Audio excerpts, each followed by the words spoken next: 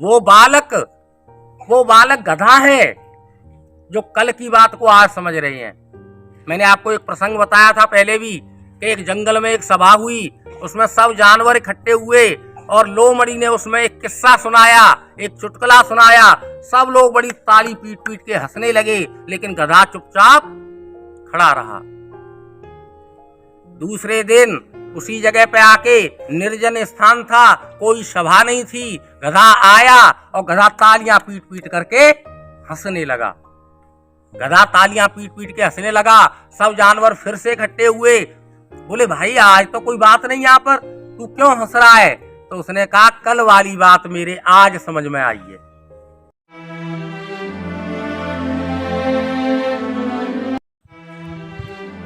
हमने जीवन लिया और जीवन के साथ ही मृत्यु साथ में आ रही है, लेकिन एक मिनट भी हम अपनी मृत्यु को स्वीकार करने के लिए तैयार नहीं है। अगर हम इस अटल सत्य को स्वीकार कर लें तो शायद जिंदगी में कोई गलत काम ना करें। इस अटल सत्य को स्वीकार करने की मन में हमारे कोई अभिलाषा नहीं है। परमात्मा के परम सत्य को स्वीकार करने के लिए आपके मन में कोई स्वीकृति नहीं है। ये अटल सत्य है, मृत्यु साथ आई है।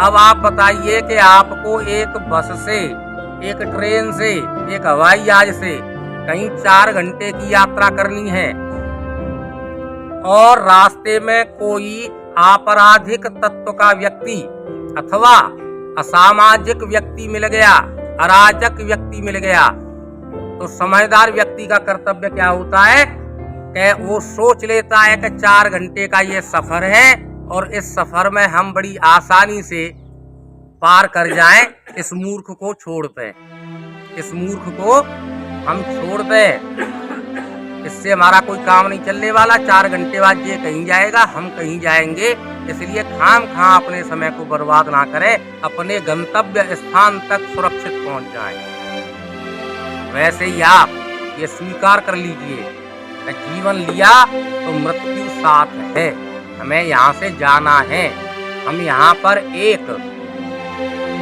राहगीर है, हम सफर कर रहे हैं जीवन का। और अगर हमने ऐसा मान लिया तो जिस तरह से हवाई जहाज में, रेल में, बस में बैठे हुए अराजक, अनैतिक, असामाजिक, अधर्मी व्यक्ति को हमने अवॉइड कर दिया था कि इससे कोई मतलब नहीं, बस वैसे ही आप अपने जीवन में बुरे कर्म, पाप, चोरी, छल, दंभ, द्वेष, पाखंड, इसको भी इसी तरह से अलग कर दोगे जैसे उस व्यक्ति को अलग कर दिया था, वैसे ही इस चीज को अलग कर दोगे। अगर ये जिस दिन मान लिया कि हम इस जगत में केवल एक राहगीर है, सफर करने आए हैं और हमें जाना है, लेकिन ये स्वीकार नहीं होता। आश्चर्य का विषय यही तो यक्ष ने युधिष्ठिर से पूछा कि संसार में आश्चर्य क्या है सबसे बड़ा, तो उन्होंने कहा सबसे बड़ा आश्चर्य यह है कि रोज लोग यहाँ पर मर रहे हैं पर इसको स्वीकार नहीं कर पा रहे कि मेरी भी मौत होनी है। और अगर जिस व्यक्ति ने यह समझ लिया कि मेरी मौत होनी है तो फिर वो गलत काम करने की तरफ नहीं जाएगा। बोले मौत तो होनी ही है, इसलिए मैं गलत काम क्यों करूं, मैं हमेशा के लिए यहाँ पृथ्वी पर रहने वाला नहीं हूँ, मैं हमेशा के लिए यहाँ पर जीने वाला नहीं हूँ, मैं हमेशा के लिए इसका भोग भोगने वाला नहीं हूँ। वैसे ही एक आश्चर्य और बताता हूँ आपको। पिछले 28 सालों में मैंने ये देखा कि जिस समय यहाँ पर बच्चे पढ़ते हैं हाई स्कूल में, इंटर में, तब उन बालकों को अच्छी बातें सिखाई जाती हैं, पढ़ाया जाता है, बताया जाता है, लेकिन वे बालक उन अच्छी बातों को स्वीकार नहीं कर पाते। ये भी एक माया है, ये भी एक आश्चर्य है। और वही बालक मैंने देखा जैसे ही हमारे स्कूल से निकला और उसकी उम्र 18, 19, 20 साल हुई, उसका छोटा भैया बहन यहाँ पढ़ने आया, तो वही बालक जो मूर्ख था, वही बालक जो पढ़ा नहीं हमारे कहने से, वही बालक जिसने अनुशासनहीनता की, और वो आकर के फिर हमें बताता है कि इसको छोटे वाले को डांटा करो, पीटा करो, समझाया करो, ये पढ़ता नहीं है।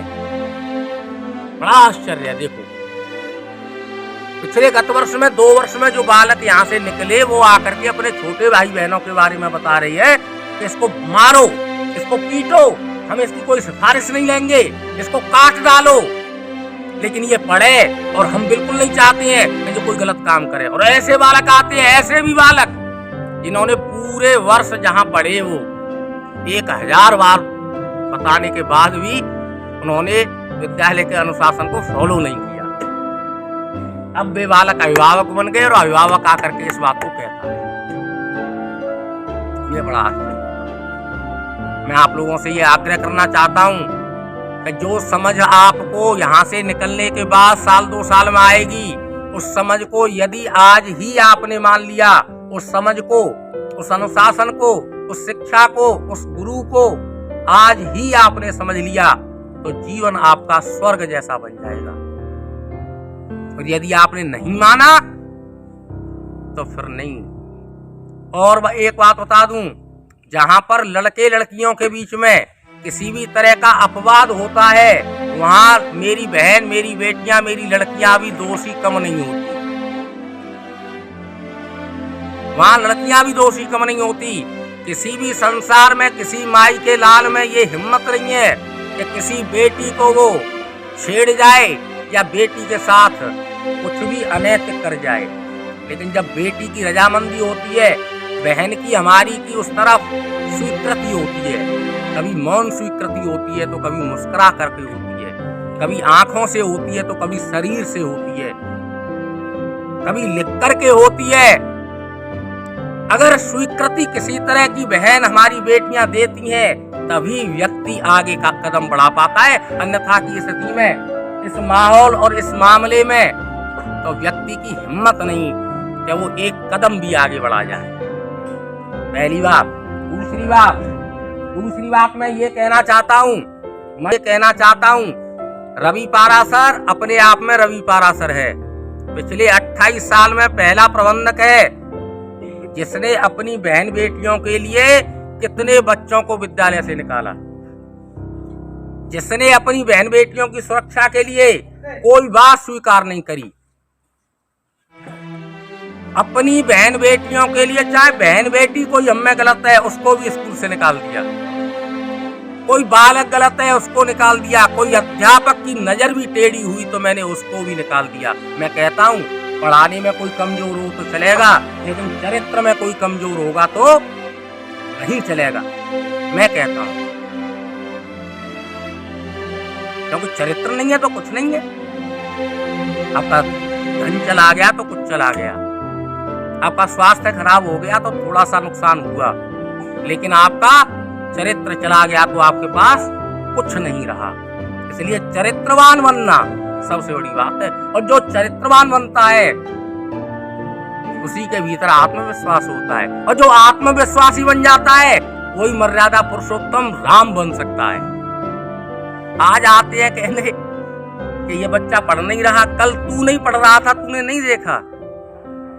अगर कल की बात को आज ही समझ लिया होता तो कितना अच्छा होता।